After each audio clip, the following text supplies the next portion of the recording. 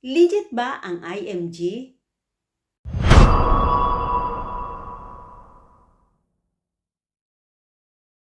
Yes, legit ang IMG.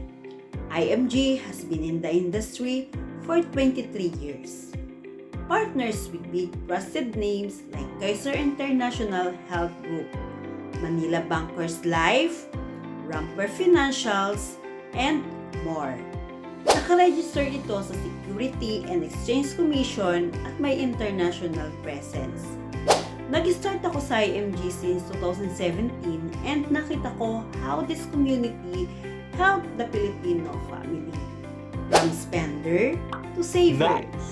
There's no perfect company but IMG showed their sincerity to change people's lives. Kung scam ang IMG, matagal na itong nawala. Pero hanggang ngayon, tuloy na lumalaki at dumadami ang pamilyang natutulungan.